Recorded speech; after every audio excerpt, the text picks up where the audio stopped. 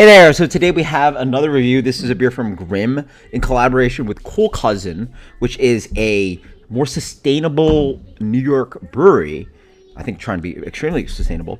And it's called Raw, and Cool Cousin uses unmalted barley in their brews, and this beer uses completely unmalted barley. If you want to skip ahead to the review, please do. And I'm going to teach you lessons. It's very geeky, but it's actually very critical to understand how beer is made. So barley is a crop. Like you guys seen rows of like corn, wheat, blah blah blah.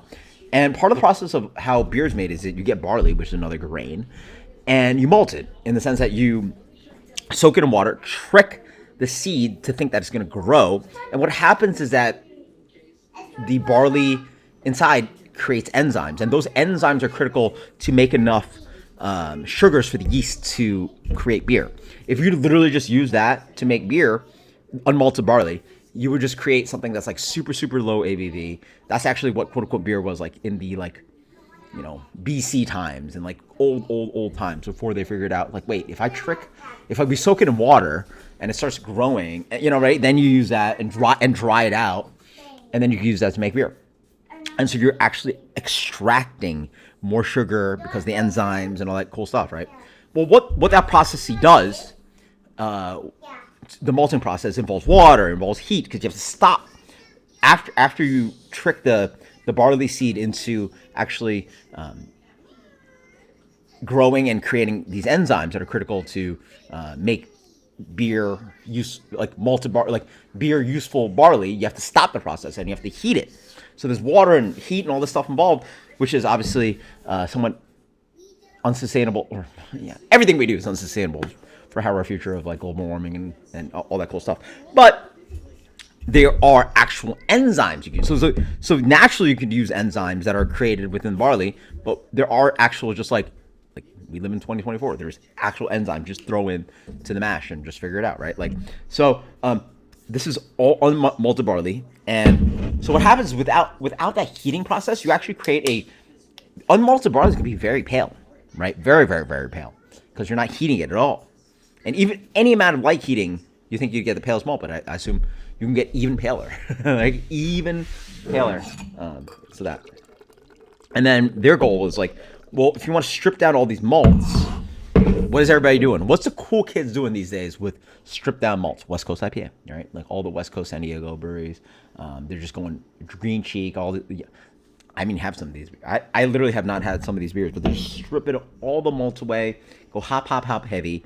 This can is actually not that dumb fresh. It's like right under 3 months. No, right under 2 months. Yeah, that's not bad. Right under 2 months, we'll take it. But let's check it out. It's really interesting because just think about how much energy you can save and how much water you can save and how much resource you can save by just throwing in some enzyme into unmalted barley and make beer, right? So beer comes in a very pale color. It looks like green tea. I've seen beers this pale. So I guess the malted and unmalted barley can create similar color characteristics. But to me, you guys posting comments below, it looks more green than like gold or like straw. Like it's maybe a little bit more green than that, but it's just as pale. Just as pale. I don't know hops in here. There's a little bit stinky, right? So what are they using? Has this nice kind of dank character, a little bit stinky, a little bit of like dank resin pine wheat thing, a little bit of like kiwi, some like starfruit fruitiness. Smells good. Cheers. And a little bit of like almost like it's diesel-y too. Cheers. Yeah, that's good. Wow, tastes like beer.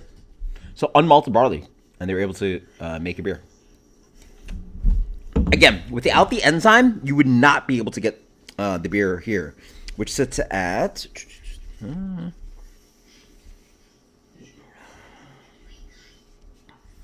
I think the beer is like 6. Oh, sorry, right there, 6.7. Yeah. Without the enzyme, you'd be. I suspect. You guys can fact check me on this one. Suspect something like 2-3%. Yeah, you can't really get too much higher on ABV because you're just not able to.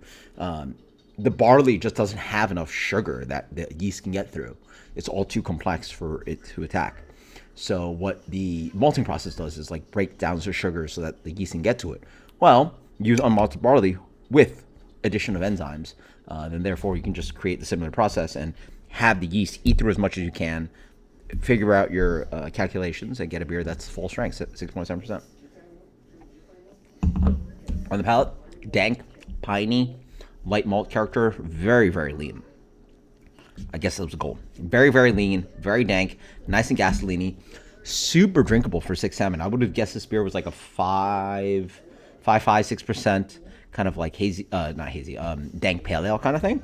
But it's a full strength IPA, and it really doesn't have that because it just doesn't have the malt character behind it. I guess that was the goal.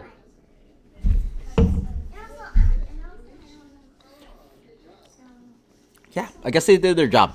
I'm curious what this would have tasted fresher. I guess it would have more complexity. Really, like, there's such an empty blank slate for this beer. Excuse me. So that, like, you allowed the hops to show.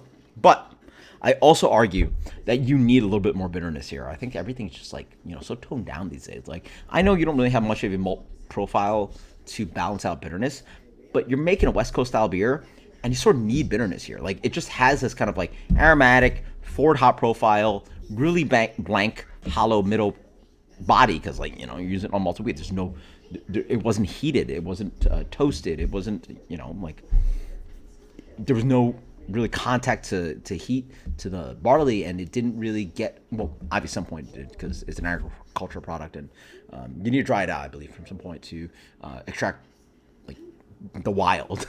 It's wet at some point. Otherwise, it will grow and rot and all this stuff. But it really doesn't have much of a chewiness in the middle. So you want some bitterness to balance it out, because you have upfront flavor, a little bit of a lacking middle character, but you want some balance on the back end, and I think it's lacking that in a sense. A little edge to cut it off, but it's tasty. It's dank. It's West Coast. And I sort of like the call on it. It's raw. It's simple. I mean, raw can mean multiple things. Raw can be like punch you in the face kind of to do. Raw can mean simple. And I think this is a very simple beer. It drinks really. It's very drinkable for its ABV. I really like the concept of it too. But I guess for you guys, I should just review it based on liquid. Liquid here.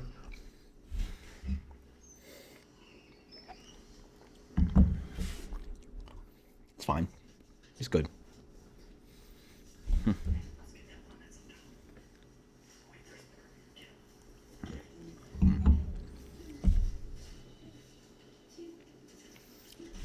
I like a little bit of fruitiness in here. Again, I follow with the notes of like kiwi, grapefruit, dank, diesel, pine, a little bit of this kind of weed marijuana thingy, and almost this like kind of like thiol-y dank thing.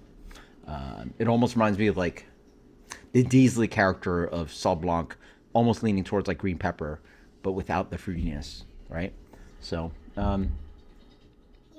92 raw from Grimm. That is fun. That's a fun beer. That's so cool. I love the concept, and it's actually just a tasty beer in general. Until next time, guys, cheers. Hope you guys are cool with me like talking about the malting process and like all that, because it is one of the more complicated things when I got into beer to sort of understand. But you understand beer a lot better when you understand the malting process and what it does to beer and the history of beer and all this crazy stuff. Like, that is one of the weird things about beer. You have to understand malting process. So hope some of my explanations were a little bit simpler. If you need more explanation, I'll post in comments below. I'll like do a whole video, like a little bit more in-depth video about it. 92 raw, Grimm, delicious, cool cousin collab. Cheers later.